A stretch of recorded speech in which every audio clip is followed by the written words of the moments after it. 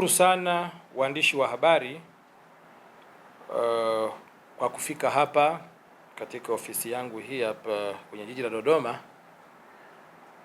na nyote mnafahamu kwamba nchi yetu ipo katika kupita mapito mbalimbali ambayo ni muhimu tukaendelea kuijenga nchi yetu, lakini pia kuwajenga Watanzania wenzetu kuendelea kubaki katika msimamo, katika mlengo, katika mtizamo wa kulinda nchi yao na kuhakikisha mamlaka za juu zinaendelea kutimiza wajibu wake kwa wananchi wake, na sisi sote tukiwemo. Kwa jina naitwa Mwesigwa Zaidi. Naitwa Mwesigwa Zaidi. Taaluma yangu ni mwanasheria na ni Mtanzania halisi, tena Mtanzania wa kuzaliwa. Uraia wangu ni wa kuzaliwa, sio wa kusajili. Sasa waandishi wa habari, nyote ni mashahidi kwamba iko taarifa ya chombo maarufu duniani cha CNN ambayo imetolewa hapo juzi, lakini taarifa ile kwa masikitiko makubwa imekuwa na mlengo wa kuligawa taifa letu, imekuwa na mlengo wa kudhoofisha vyombo vyetu vya ulinzi na usalama, imekuwa na mlengo wa kugawanya na kuwachanganya Watanzania, imekuwa na mlengo wa kuleta sintofahamu baina ya Tanzania na mataifa mengine. Sasa mimi nataka kujikita katika sura halisi, na kabla sijaanza, ni vizuri Watanzania wote tukafahamu kwamba leo tulipo hapa, unafuu na usalama tulionao leo ni kazi kubwa iliyofanywa na vyombo vyetu vya ulinzi na usalama. Hilo kwanza lifahamike. Pamoja na changamoto zozote zile ambazo zimejitokeza katika kutimiza wajibu wao, lakini kubwa na muhimu, tukubali na tushukuru kwamba tumevuka salama mpaka sasa. Pamoja na changamoto zilizopo, hakuna kazi ambayo inakosa changamoto, na kwa kuzingatia kwamba tatizo lile limetokea katika hali ya dharura, katika siku ya uchaguzi mkuu, nchi ikaingia kwenye taharuki, lakini leo hii nchi iko shwari, nchi iko vizuri. Kwa hiyo kwanza ni pongezi zangu na ambazo ningependa na Watanzania wenzangu waweze kuwa nazo vichwani mwao na kuvipongeza vyombo vyetu vya ulinzi na usalama, pamoja na changamoto ndogo ndogo ambazo zimejitokeza katika kutimiza wajibu wao. Sasa taarifa ya CNN. Taarifa ya CNN imeonyesha vitu vingi sana, lakini kwa masikitiko makubwa, na ni declare na Watanzania wafahamu kwamba mimi anayezungumza sio kwamba ni mtu ambaye sijitambui au ni mtu, hapana. Ni mtu nina maarifa na taaluma, dunia naifahamu, nimefanya kazi ndani na nje kwenye taasisi za kimataifa, kwa hiyo nafahamu vizuri sana.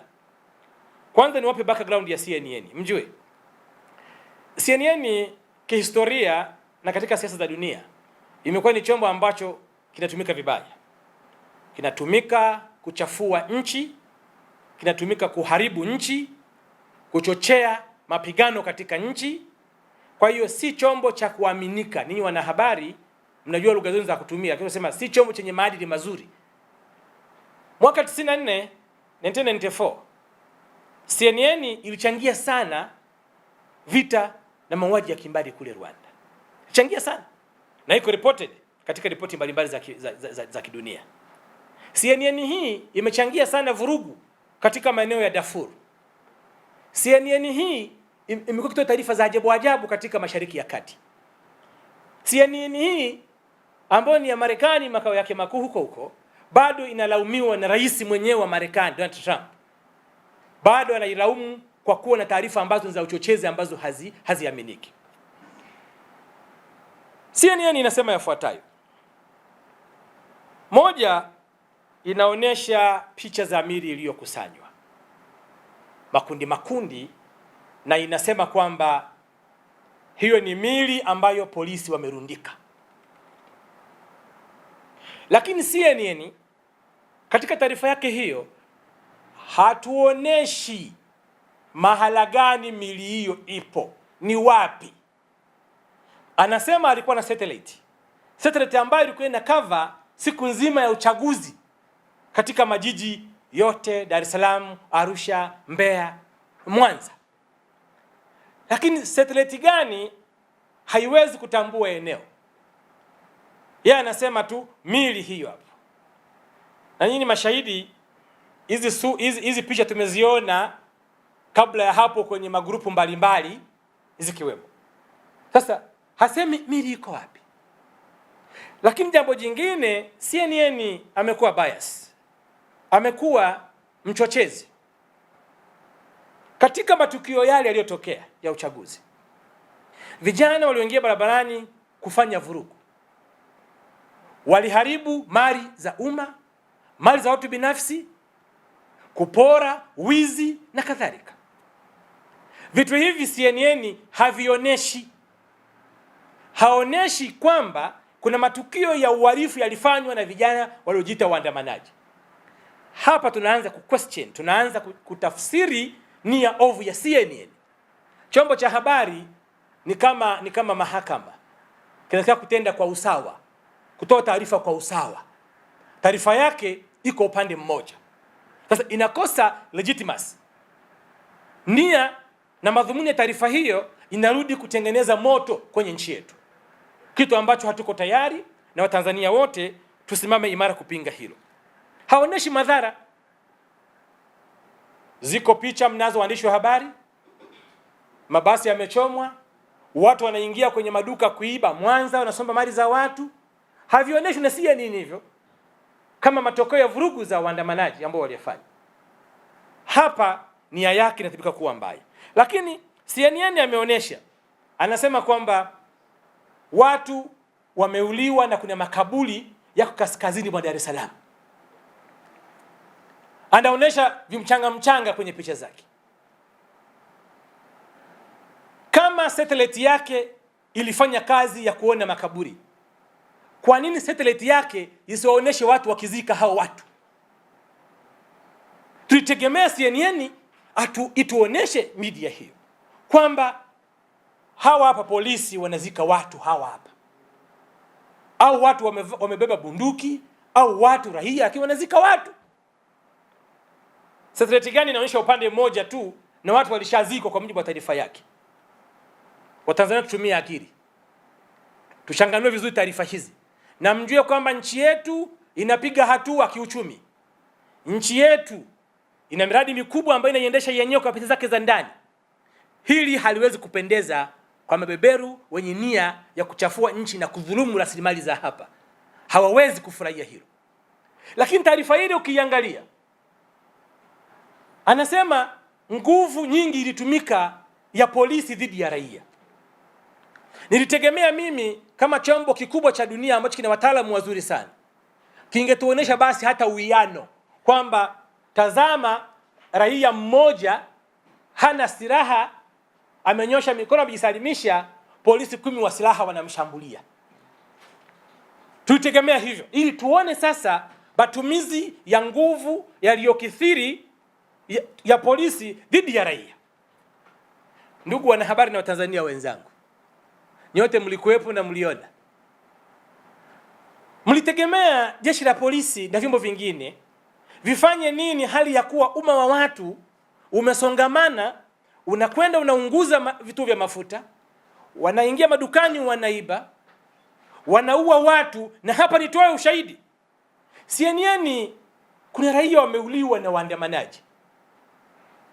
Hasemi upande huo kwamba waandamanaji wameua watu, hasemi. Kwa mfano Dar es Salaam, eneo la Kibo, siku hiyo ya vurugu, dada mmoja ambaye anaitwa Bi Claudia Peter Masawe. Claudia Peter Masawe mfanyakazi wa Vodacom ambaye alikuwa anafanya duka la Voda Shop Mlimani City pale. Mida saa 11 anarudi, amevamiwa, ameporwa begi lake na wale vibaka, ameuliwa. Tarehe 19 alijeruhiwa, akaumia, akapelekwa hospitali ya Bochi, Dar es Salaam. Tarehe 19 amepoteza maisha.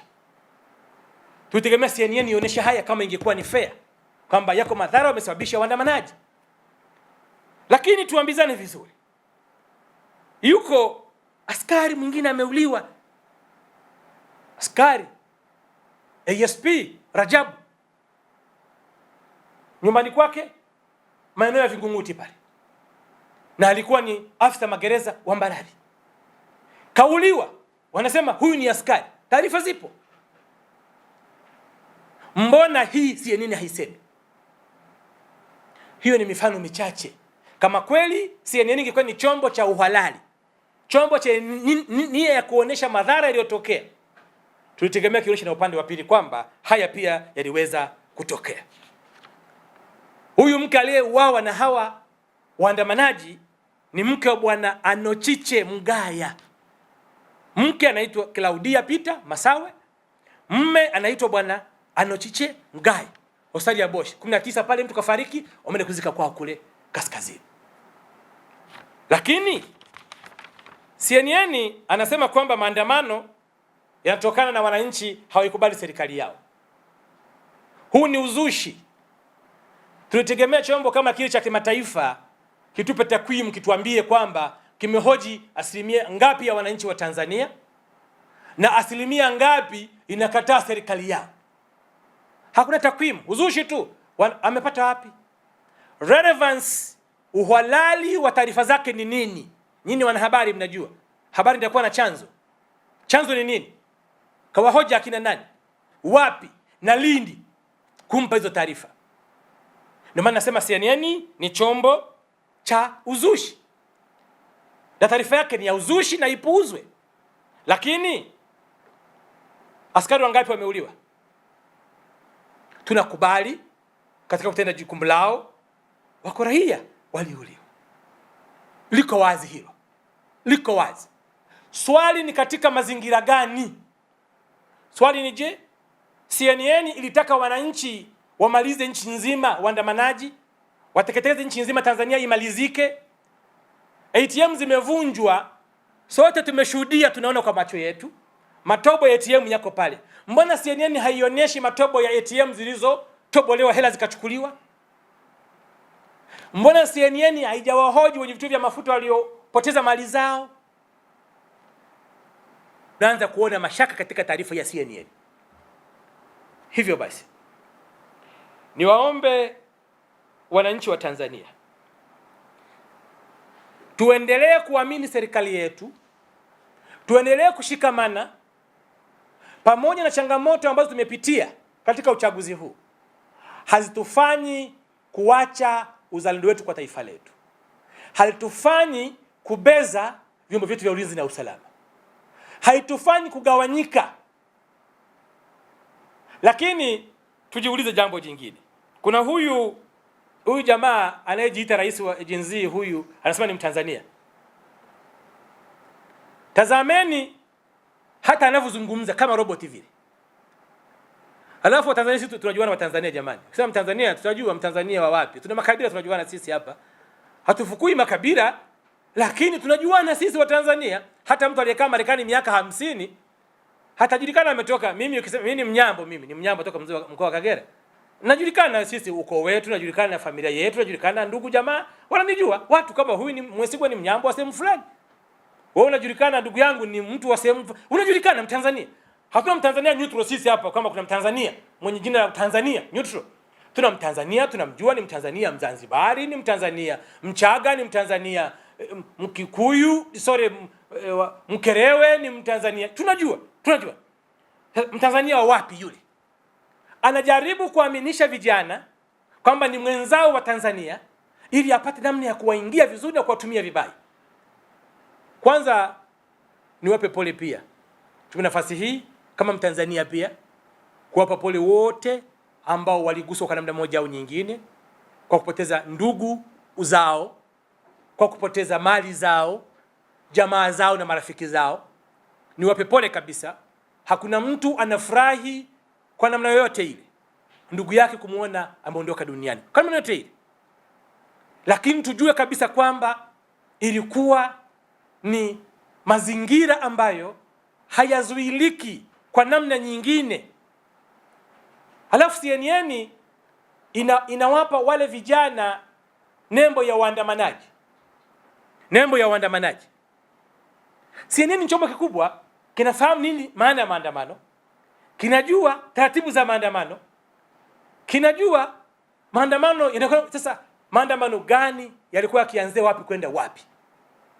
Huu ni uchochezi, ni namna ya kuanzisha vurugu nchini, na sisi kama Watanzania tunaojitambua tutasimama imara kulinda nchi yetu. Hii nchi tutailinda sisi wenyewe, tutailinda vizuri sana. Na niwahimize hata ninyi waandishi wa habari, andikeni habari nzuri, zipo za kujenga jamii yetu, za kuharmonize. Lazima tujengane sasa hivi. Aliyefiwa, aliyeibiwa mali yake, aliyepotelewa. Lakini niwaambie pia Watanzania mfahamu kwamba baadhi ya tuhuma zinazotolewa ni za uongo kwa vyombo vyetu. Ni za uongo. Baadhi, nimesema na mnikoti vizuri, baadhi ya tuhuma ni za uongo. CNN inasema hivi. CNN inasema, ni maneno ya taarifa ya CNN inasema hivi: kulikuwa na unfair election. Kulikuwa na uchaguzi ambao si wa haki, ambao waandamanaji waliamua kuandamana kupinga wa uchaguzi na kupinga tume ambayo si huru. Tume ambayo si huru. Tunamuuliza CNN, hili kalipata wapi? Kwa sababu wale watu hawakuwa na bango lolote la ujumbe wowote katika maandamano hanayosema. Kalipata wapi hilo CNN? Kwamba waandamanaji walisema tume si huru. Atuoneshe bango lolote katika taarifa zake zote hizo. Hakuna bango lolote la waandamanaji lenye ujumbe huo. Ninaposema CNN amepika taarifa, na maanisha hiyo mazingira kama hayo. Lakini CNN kama chombo tunachokiheshimu hakikuzuiliwa kuwafika viongozi, hakikuzuiliwa kuwafika wananchi. Alafu CNN anasema uchumi wa Tanzania umekufa. Anasema CNN uchumi wa Tanzania umeharibika kutokana na maandamano. CNN sio chombo cha kutusemea, sio chombo cha kusemea uchumi wa Tanzania. CNN sio chombo cha kusemea uchumi wa serikali ya Tanzania. Umekufa kwenye item gani? Maana uchumi una categorization. Areas of the economy ziko classified. Sasa anaposema uchumi wa Tanzania umekufa, umekufa kwenye maeneo gani? Hasemi.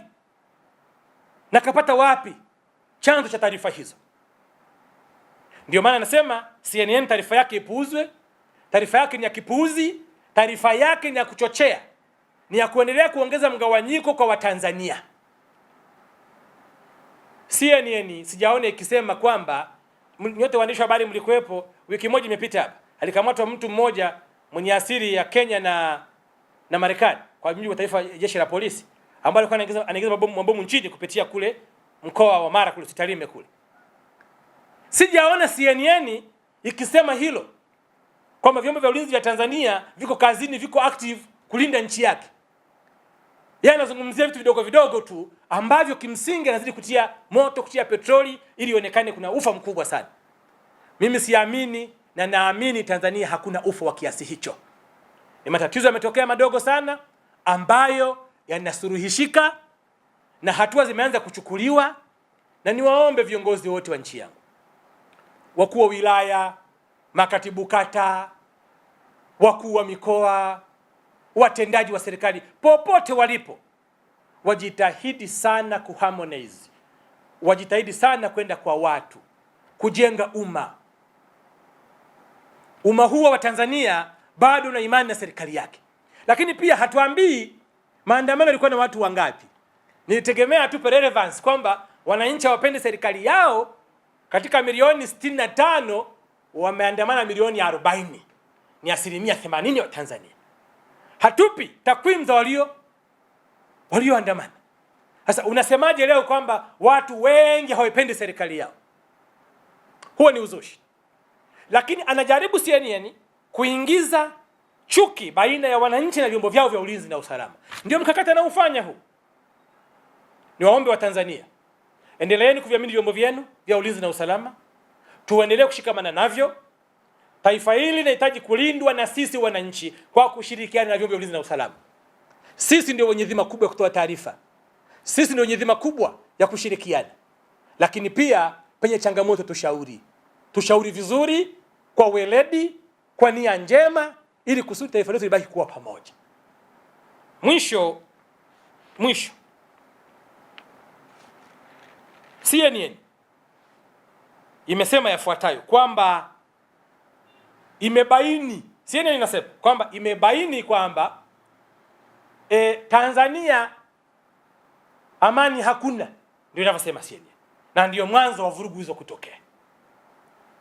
Sasa anapozungumzia amani, atuambie ni lini Tanzania hii imekuwa na viashiria vya uvunjifu wa amani katika level ya kitaifa?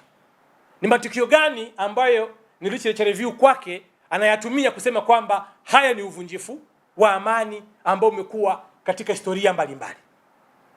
Nyote ni mashahidi. Chama kikuu cha upinzani Chadema kilisusa uchaguzi, kushiriki harakati za uchaguzi hata kabla ya tume ya uchaguzi kuundwa, kikasusa mwanzoni kabisa. Leo anaposema kwamba vyama vya upinzani vimezuiliwa kugombea, kushiriki, kwamba hakuna demokrasia, alitaka chama gani kigombea? Lakini amesema pia CNN kwamba miongoni mwa sababu za maandamano na vurugu ni kiongozi wa upinzani kuwekewa kesi. Anasema CNN, anasema tena hivyo, kuwekewa kesi ya uhaini. Nauliza Watanzania wenzangu na nyinyi wanahabari, kwani kosa la uhaini limetungwa juzi kwa ajili ya Lissu? Lakini je, Lissu ameshahukumiwa? Kama kahukumiwa, kesi inaendelea mahakamani. Lakini je, haijawahi watu kushtakiwa na makosa ya uhaini nje ya Lissu? Lakini swali jingine la msingi, je, ikiwa sheria imetungwa na makosa yamewekwa na adhabu imewekwa, kwa hiyo mwanasiasa akifanya kosa asishtakiwe mahakamani kwa sababu ni mwanasiasa? Yaani mahakama ipo kuchagua kwamba huyu ni mwanasiasa asishtakiwe, huyu mfanyabiashara asishtakiwe, huyu mtumishi wa umma asishtakiwe? Sidhani kama CNN wana akili nzuri. Sidhani kama wanajitambua vizuri katika hali kama hii. Ingekuwa sheria ilitungwa karibu na uchaguzi ikaweka makosa hayo na Lissu akakamatwa akashtakiwa, tungeweza kusense kwamba iko nia ovu dhidi ya huyu mwanasiasa. Lakini sheria ipo muda mrefu tu, ipo. Sasa anataka sisi kutishia serikali yetu kwamba watu wasichukuliwa hatua wanapotenda makosa ili nchi iendeje bila kufuata sheria. Serikali inafuata sheria, wananchi tufuate sheria, na wao wengine wote wafuate sheria. Hivyo ninaipinga vikali, na niseme kabisa na wao wasikie, kwa sababu wengine hawajui Kiswahili, wenyewe wale hawajui Kiswahili. I, Mwesigwa Zaidi Siraj, being a Tanzanian of sound mind, I've passed through the whole called the CNN report of investigation over what happened during the general election on 29th October 2005. After I have passed through the report carefully, I come up with these findings. One, the report is too fictitious, biased, and discriminatory. Such a report intends to disturb our nation, divide Tanzanians, and cause further insecurity to our nation, of which we are not ready to accept it.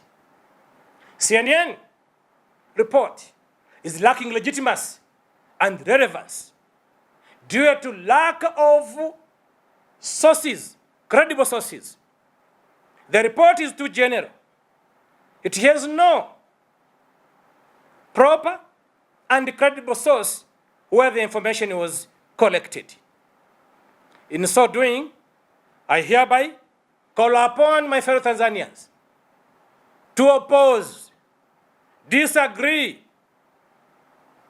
the report produced by CNN, as it is danger to our nation.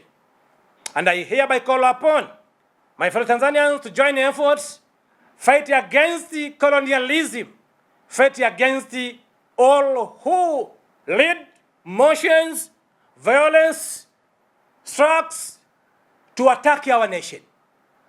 I also call upon Madam President Samia Suluhu Hassan to remain stable, to control proper her government, make sure our nation remains safe, as we depend on her to ensure our safety. After so, I hereby call upon all of the medias in Tanzania to join efforts, knowledge, and make sure they collect credible, proper information which are relevant to our nation, which join Tanzanians, which make our nation to shine, internal and external. End of my presentation.